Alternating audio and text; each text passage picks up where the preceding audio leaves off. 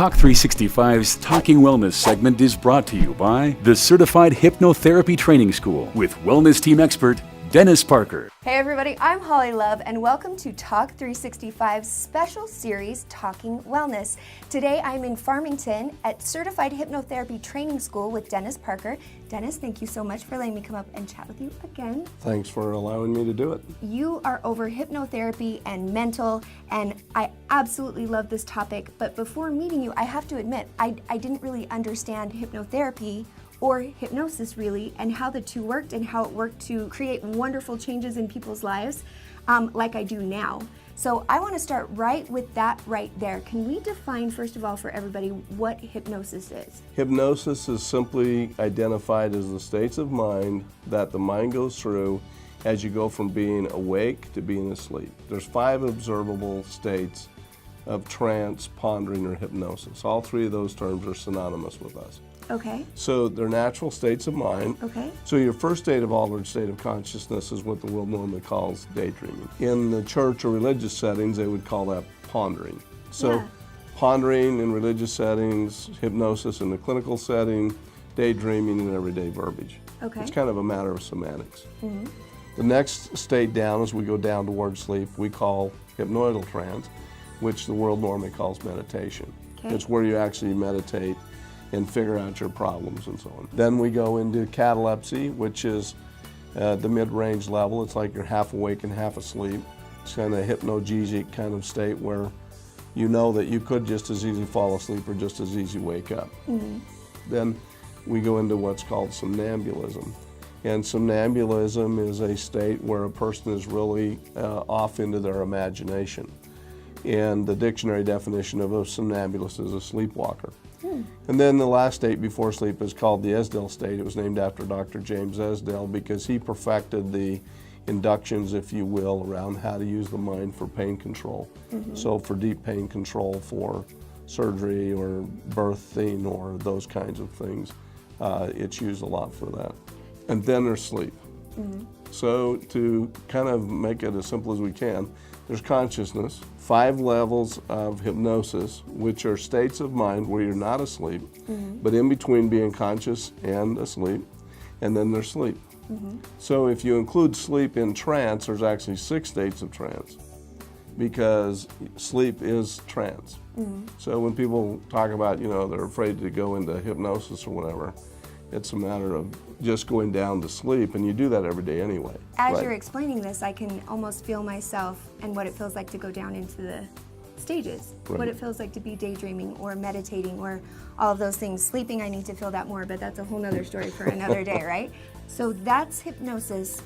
Now explain hypnotherapy, how you're using hypnosis to get great results for people. Hypnotherapy is the use of hypnosis, trance or pondering, to gain subconscious access. Consciously, we all think the same. So if we were experiencing an environmental issue like snow, a snowstorm, consciously we would all wear a coat, change our leather shoes for our neoprene-soled shoes, leave for work or school early. We would make those adjustments the same. Where our problems in life come in is in our incongruent, rationalized thinking at the subconscious level.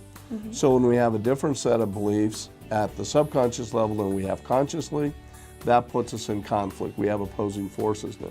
So at that level, that's where people experience stress or discomforts in the form of what people can develop as emotionally induced illnesses or emotionally psychosomatically induced illness. So that's like when you have anxiety, Exactly. you have depression. Yeah. What we're doing in hypnotherapy is we're taking and we're aligning the 2 minds. Okay. So we want to have the conscious mind be the master or the director, and the subconscious to be in alignment with conscious direction. So now when the minds are in alignment, now we're in what's called being single-minded. And in a single-minded state, now people can move forward towards their goals, their dreams, without hesitation, inhibitions, procrastination. So explain exactly, what does a hypnotherapist do? Our hypnotherapist, what constitutes a hypnotherapist, if you will, is a person learns how to have somebody else go into each one of these levels intentionally and how to maintain them at that level intentionally. And then they know how to match up which therapeutic process works best at each trance level. So basically what you're saying is that is how you are using hypnosis to treat people in therapy. It gets really fast results. It's super amazing. It's virtually permanent results. But not all hypnotherapy is created equal because there's certain categories of it. Let's talk a little bit about that and explain what the difference is between coming to someone like you and what other people are doing. Most people get hung up around, what they see in stage antics, because the stage hypnotist needs to create the illusion that none of these people are in my power. So a stage hypnotist is a hypnotist, or you can get a certification as a master hypnotist. That's simply where a person learns how to hypnotize somebody else and has them go down into a level of trance that we just talked about. Yeah, what stage would you say you were in? Like daydreaming, or which of those stages are hypnotists working in? Those people are normally in the 4th level of hypnosis down, which is called somnambulism. Okay. And a natural somnambulist in the dictionary definition is a sleepwalker. And they come up and they want to be part of the show, or they self-select themselves because they want to see what it's like to get the applause or play along. And actually it gives people an excuse to get up and act fun and silly because, hey, I'm hypnotized, I can do Not whatever. my fault. Yeah, exactly. Yeah. So they can have fun with it. Now the next level as far as what people can learn to do with hypnosis would be suggestion. Yes. And what's that? Okay, suggestion hypnotherapy, that's about 85% of what most people are doing out there that's called hypnotherapy. Okay. What that does is that a hypnotherapist will have them go into trance, get trance access to the subconscious, and then normally what it does is it overlays the existing predominant thought with a new predominant thought. Okay. That's what affirmations are all about, autosuggestions, metaphor, story scripts, guided imagery, are all about replacing if you can, but generally what happens is you get an overlay. That's why you can buy a tape and do it at home, right? Yeah. So as long as you're listening to the tape and you keep that as your most predominant thought at that point, then you will make those changes accordingly. But the problem is if the underlying original fixed idea or belief system is still in place, even though you've overlaid it and you're now acting out in a new way, if you receive a stimulus back that's similar to what happened in the original belief and it's still intact, then that becomes a more predominant thought again, and people go back and act that out again. It undoes it. You're back at square one. So now you're back at square one again. And so some people have been to hypnotherapy, as they call it, and they've gotten results for a while, and they say, well, yeah, it worked for like 3 or 4 months. And then it just kind of quit. Well, what happens is they had a new stimulus that reactivated the underlying belief. That became the most predominant belief again, and now they act out again with what they did before. It's kind of what happens in yo-yo dieting kind of thing. And as you mentioned, you said that's like 80% of what people are doing out there and calling hypnotherapy, but it is not necessarily the fullness that is hypnotherapy here and what it's capable of doing. And that's the clinical hypnotherapy, and that's where it's really cool. Yeah, in clinical hypnotherapy, we're doing what we would call an age regression and different Gestalt techniques and so on. What that does is that, again, gives us access to the subconscious mind, but now we have processes to go back and find out what is that original belief. And we want to go down and we want to destructure, reframe, alter the perception of those memories, if you will, and clean out the weeds of the garden of our mind, we call it sometimes. So we want to go ahead and pull all these weeds out first. So we get all the weeds cleaned out, and now we want to use suggestion, hypnotherapy, and so on to implant those new predominant thoughts At that level where they're no longer in conflict with existing beliefs. Now it becomes more permanent, as you like to say, because there's not this dual structure still in place for the same behavior. This leads me to talking a little bit about you and why you're different here at the Certified Hypnotherapy Training School.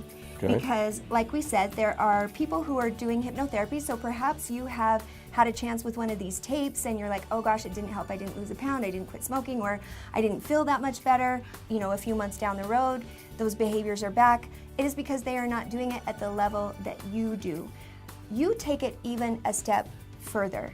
It is what makes you unique, and it's called positive mind management. It's exclusive to Certified Hypnotherapy Training School. It is your discovery, and it has to do with the imagination, how the imagination affects our emotions, and how our emotions drive our behaviors. And if we can control those three, we can eliminate the things we don't like about our behaviors. So let's talk about positive mind management, because this is your baby and it's what makes you amazing. Okay, what we do differently and what we're claiming our discovery is, or my discovery we've written books about and so on, what we believe is a more fuller, richer understanding of the subconscious mind. So in the subconscious mind, there's basically three compartments, if you will. There's the imagination, the memories, and our emotions. And what we've learned is that we've learned how to teach people to manage their imagination. And the net effect of managing the imagination is that if you turn the imagination up, or you amplify an image, a thought, a remembrance, whatever, that effect is to also simultaneously turn our emotions up. So we've learned how to turn the imagination up, and we've also learned how to teach people to turn their imagination down. And when they turn it all the way down, they can turn it off. Therefore, they're also shutting the emotion off. And so that control mentally is one of the huge component differences of what we've learned to do here, and we teach as a unique skill, a mental skill used as a tool, both with clients, and teach our students how to teach others to do that through the school. A certified hypnotherapy training school graduate is basically given the tools to do what you do. That's right. So if you're looking for some kind of standard to measure who to go to, look and see if they graduated from the Certified Hypnotherapy Training School first and foremost, because it's basically like getting Dennis himself, who has had years in this industry. So those out there, if they've been inspired, if they've been motivated, they've got the message that I've thrown out that you should come to the class with me, because seriously, that's where it's at. What do they do to sign up? And you also are offering a little deal if they mention they saw us on Talk365.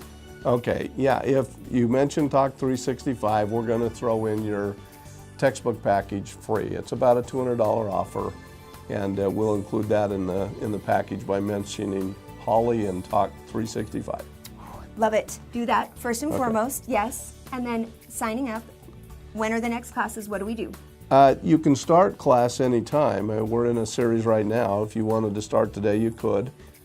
We have the textbooks that you would start reading. You have videos to watch in the video library.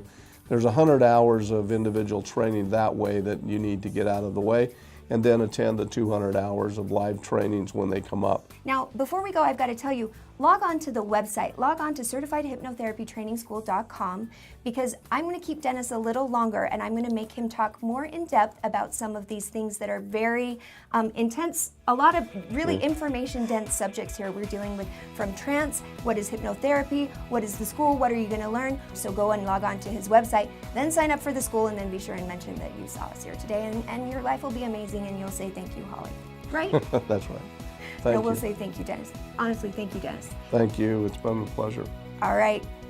Get in here. Sign up. We got class to go to us. Yeah, we got to Let's run. go get them.